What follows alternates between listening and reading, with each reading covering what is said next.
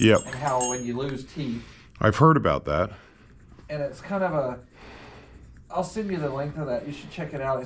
You'd appreciate because it's like it's set in Sydney. Oh, right. And it's this, it's like so the narrator's Australian. Mm-hmm. You can still understand him then. And it's just fascinating. It's just like really cool. And just a warning to about your mouth. That's like root canals can be. Because what it is, you're leaving a dead tooth in there. Yep. And carving out all and so you have this hole in there, and that's just breeds disease. Infection. Yeah. I had a tooth that was kind of dead at the back, and it had a root canal, and I ended up getting it pulled out in the end. And so that because it was doing that, it was just there was a whole lot of bacteria, and So that's staying in people's mouths for like 10 years, 15 years, and they're getting cancers and all sorts of terrible ailments that can be traced back to that root canal. Because it just, what sense does it make to like a dead tooth to take out all the living part of it and just leave it in your mouth? Yeah. I mean, think about that. Oh, no. It just like breeds, it's just death in your mouth and and then just infections getting in there, and it's just like sitting there. Mm-hmm. And then it's like as it spreads into your jaw and and this becomes like just a horrible mess. So it's really entertaining because it's like the guy's young. Mm-hmm. And he just has this just real kind of young vibe, and kind of it's just kind of a real good documentary. It's called What's the Root or something? Get what? It's called Root Cause. Oh. Very good. It's very good. Yeah. Oh, I'll have a look at it. It'd be up your alley for sure. Yeah, I was a bit. Kindred spirit. Yeah, good. I was definitely a bit stupid when I was younger and not looking after my teeth very well. It's huge. Your mouth, your mouth health is like, just like you're talking about your feet, your mouth. I mean, it's all connected, but your mouth. Oh, yeah. The health. You can't have a healthy body and healthy mind and healthy system in a human system if you have a unhealthy mouth. That's right. It's just impossible. Yeah. You mean heart disease can be a lot of times can be traced to bad teeth stuff? Yeah.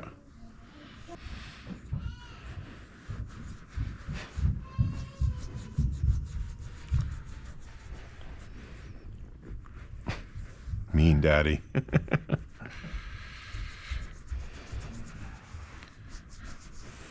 Have to edit that bit out.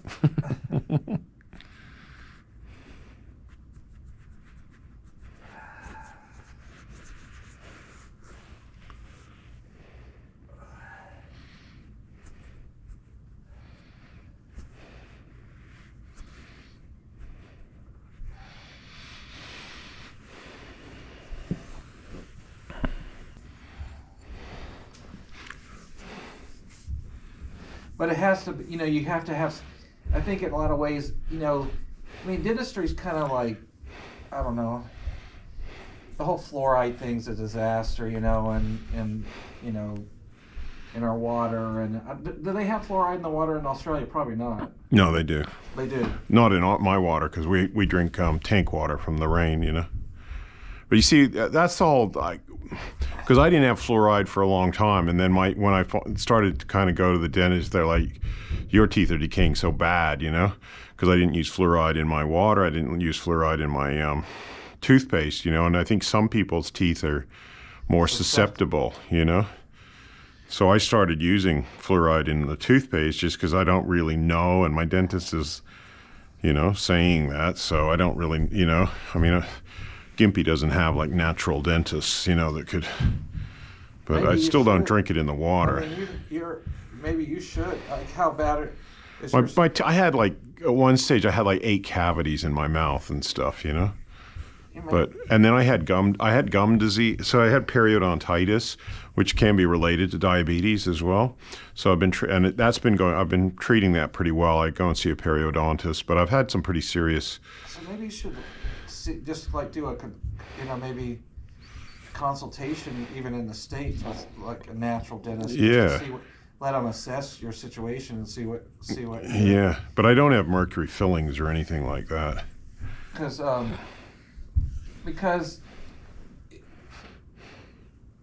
fluoride is an industrial waste product. Mm-hmm. Because it's from the aluminum phosphate industry. Okay. And they just needed to dump it. Wow. And they literally dumped it in the water supply. Wow. Because of the history.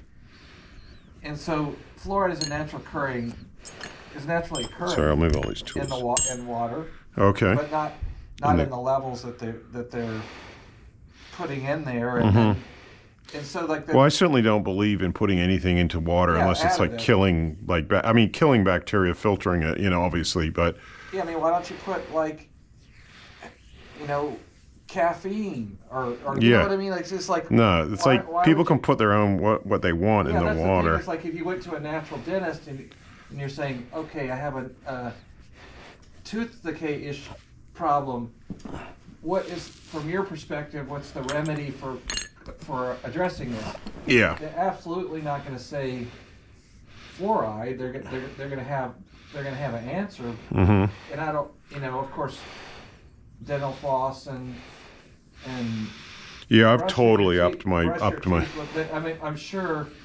In addition, if you're in that category of like those kind of just standard kind of things aren't working, then it's like it's just like with anything. It's like just like you, right? Yeah. If I go to the doctor in a couple of years, a normal Western medicine doctor, he's going to say, okay, it's time for your back surgery. Yeah.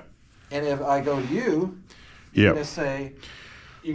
Well, get rid of your tension. Yeah, so it's like the same kind of thing. I think. I mean, that's why I say it's like your brother and sister in a different kind of like looking at trying to address a different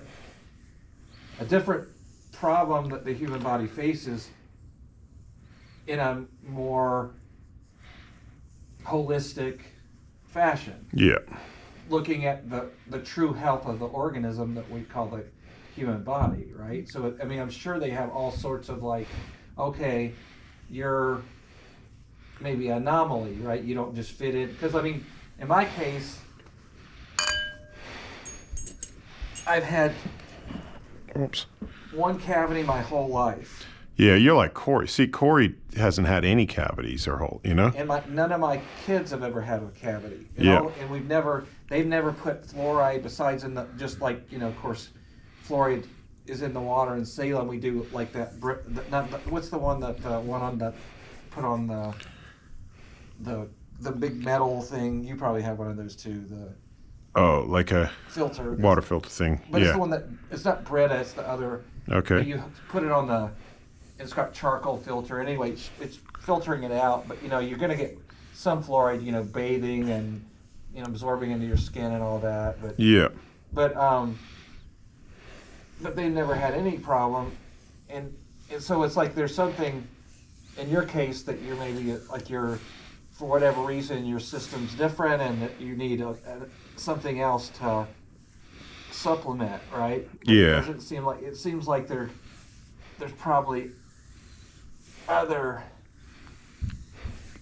avenues. Yeah, and I think part of it was again related to diabetes and probably excess carbohydrate consumption and obviously simple carbohydrates like simple sugars and things. But it's not like I had an awful lot of sugar. I did have a little bit of ice cream, but then I used to make my own kombucha, and I did put white sugar in there, but it was supposed to have been eaten up by the bacteria or whatever it's called, the mushroom.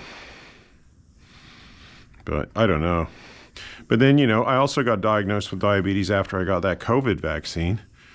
So, but I don't know. I'm not convinced that was the cause of it, but I don't know. That thing I don't trust, I've known so many people that have got so many weird reactions, But yeah, I probably had diabetes starting to develop before that, but who knows? Who knows?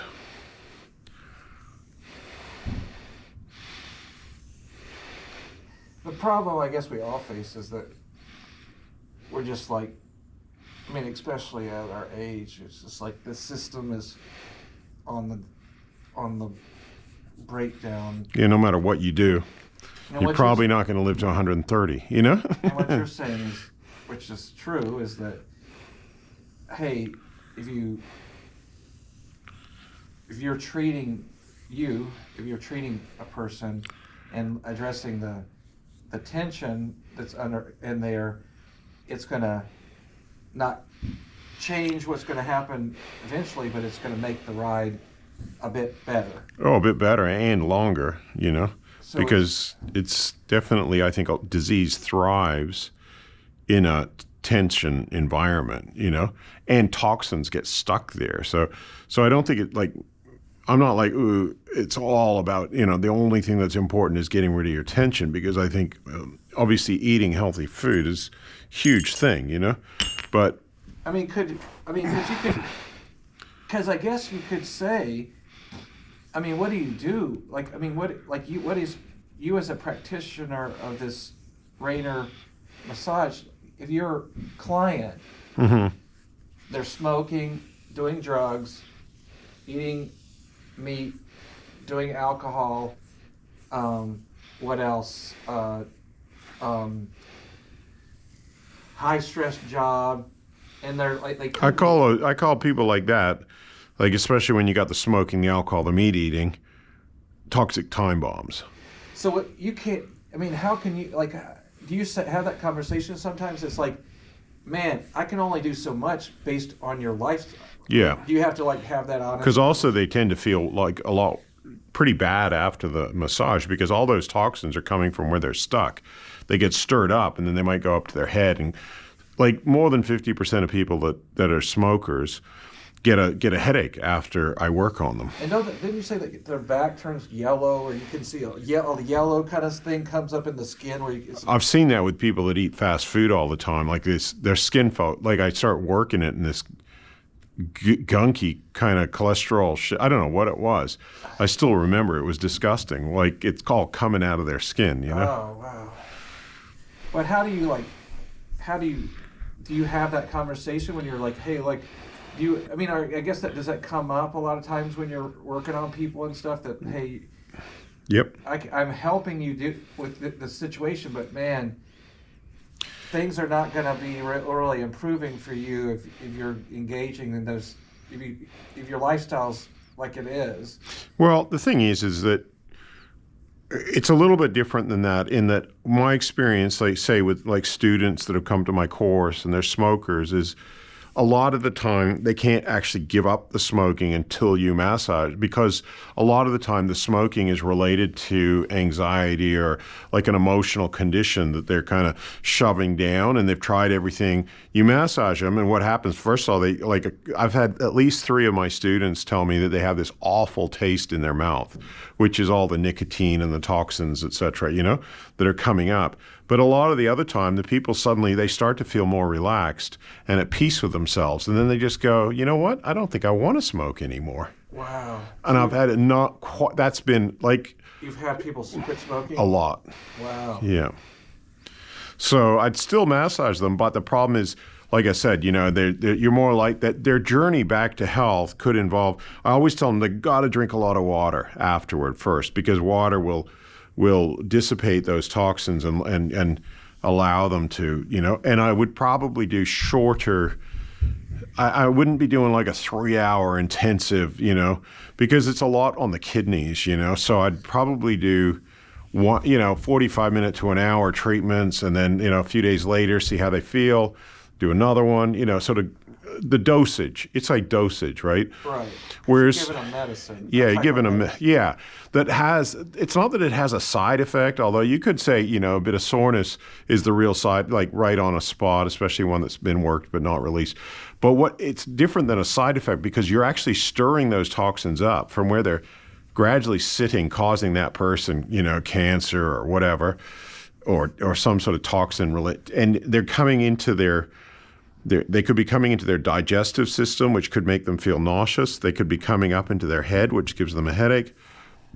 I've actually had people, and this has been at least 3 occasions, that have given up smoking like, 20 years before, and I'm massaging them, and you can smell the smoke coming off of their breath when you massage them.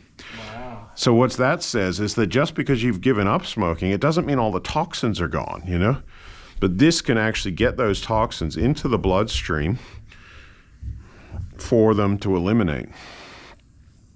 But they're going to have to go through a little bit of discomfort. That's right. When that, We call that a healing crisis, yeah. gets stirred up, right? Yeah, it all gets stirred up, so.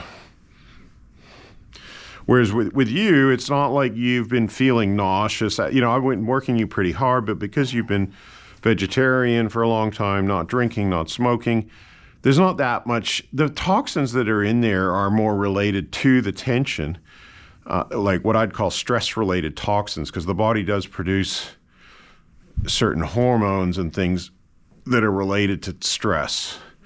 But your body has been, like somebody healthy like yourself in that way, you're not getting major side effects so far, are you? A little bit of tiredness perhaps, or? Yeah.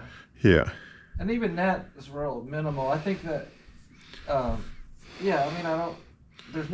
hasn't been any, and what's amazing is like that, when you end it, and every time I've had a session, you've been able to work it up out. So Yeah. I've had those experiences where it's you walk it up and squeeze the toothpaste bottle, and you're squeezing that whatever you've